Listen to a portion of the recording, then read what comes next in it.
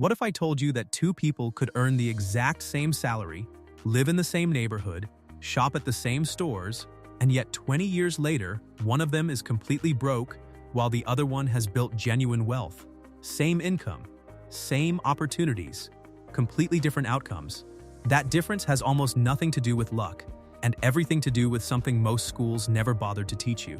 Stay with me, because by the end of this video, you are going to understand exactly what separates people who struggle with money their entire lives from people who seem to effortlessly build it no matter what life throws at them. We are talking about money IQ. And before you roll your eyes and think this is just another personal finance video telling you to cut your coffee habit and start a budget, let me be very clear. This is not that video. Money IQ goes way deeper than budgeting tips or investment strategies. It is a fundamental way of thinking, a collection of mental frameworks and psychological patterns that determine every single financial decision you make, often without you even realizing it.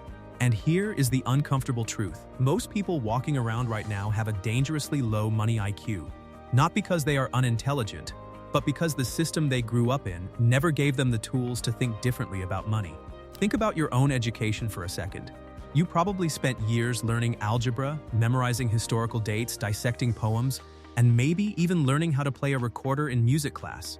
But when did anyone sit you down and explain how compound interest actually works in your favor? When did a teacher walk you through what a credit score really means and why it quietly shapes so many opportunities in your life? When did anyone teach you the actual psychological tricks that stores, banks, and advertisers use to pull money right out of your wallet before you even notice it is gone? For most people, the answer is never. And that gap, that enormous silence in our education, is exactly where low money IQ lives. Now here is where this gets really interesting. Money IQ is not fixed. Unlike a traditional IQ test, your ability to think intelligently about money is completely learnable. It grows with awareness and intentional practice. The people you see building wealth around you are not operating on some secret they inherited at birth. They have simply been exposed to certain ideas, certain ways of framing financial decisions that most people have never encountered. And once you understand those frameworks, once you truly internalize them, the way you see every financial situation in your life will permanently shift. Let me give you the first big idea, and this one alone is worth the entire video. There are two completely different ways human beings relate to money, and almost nobody talks about this distinction. The first group sees money as something that comes in and goes out. Earn, spend, earn, spend. Money is a resource that flows through their life like water through their hands. They work for money. The second group sees money as something entirely different. They see money as a tool, a worker, something that can be put to work and generate more of itself. They understand that every dollar they hold has the potential to become multiple dollars if it is deployed intelligently. These people do not just work for money. They make money work for them. Now, the fascinating psychological piece here is that these two orientations are not just different financial strategies. They are different belief systems that create completely different behaviors over time.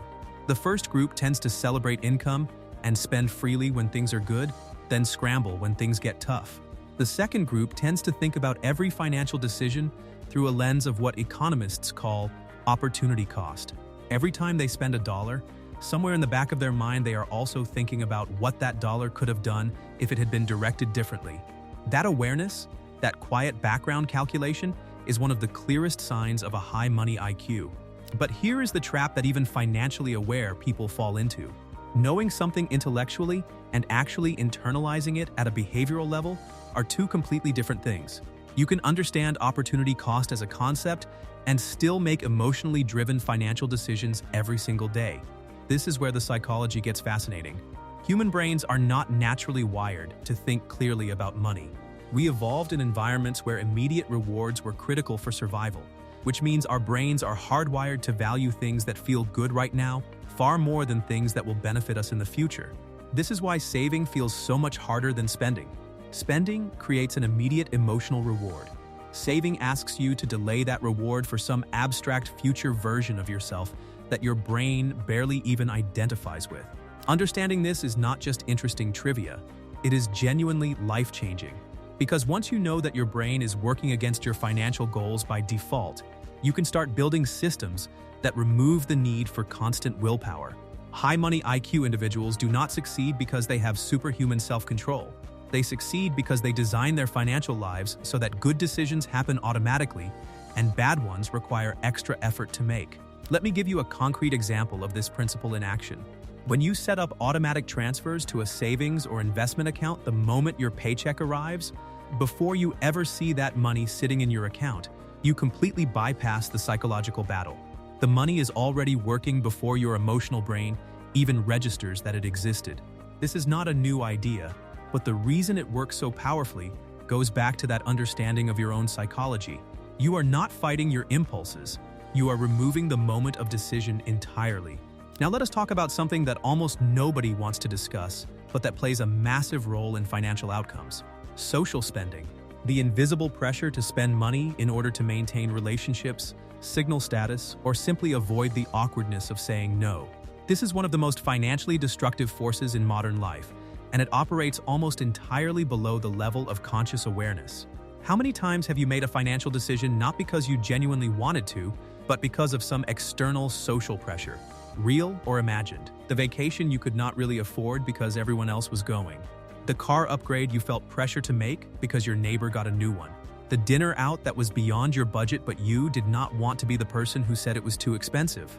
They are calculating not just the purchase price, but insurance, maintenance, depreciation, opportunity cost of the capital involved. They are also asking whether this purchase is aligned with their actual priorities or whether it is partly driven by the desire to feel a certain way or be perceived a certain way. That level of analysis does not come from being a financial genius. It comes from having developed the habit of asking better questions. And that really is the core of money IQ at its most practical. It is about the quality of questions you ask yourself before making financial decisions. Most people never ask any questions at all. They react. Something feels good, they buy it. Something feels scary, they avoid it. High money IQ means pausing long enough to ask the questions that bring clarity and alignment with your actual long-term goals. The exciting thing about everything I have shared in this video is that none of it requires a finance degree. None of it requires a certain income level or a privileged background. Every single insight here is available to anyone who decides to pay attention and start thinking differently. The gap between financial struggle and financial freedom is not primarily an income gap. It is a thinking gap, and thinking can change. You started this video with a question being posed. Two people, same income, same neighborhood, completely different financial outcomes after 20 years. By now you understand the real answer.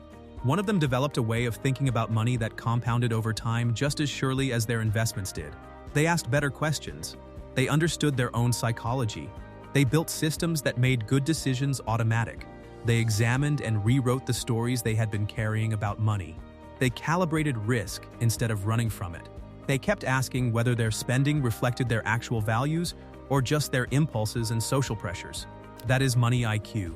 And the beautiful thing is that unlike the intelligence you were born with, this kind is something you can build deliberately and continuously. Every video you watch, every book you read, every conversation you have that makes you think differently about your financial decisions is adding to it. The question is whether you decide to take it seriously or not.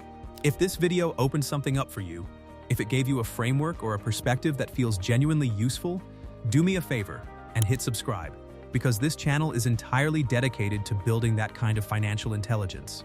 Not tips and tricks, not get-rich-quick schemes. Real thinking about money that produces real results over time. And drop a comment below, because I want to know which idea in this video hit the hardest for you. Was it the psychology of automatic decisions? The financial identity piece? The way we think about risk? Tell me where your thinking shifted, because those conversations genuinely shape where this channel goes next. See you in the next one.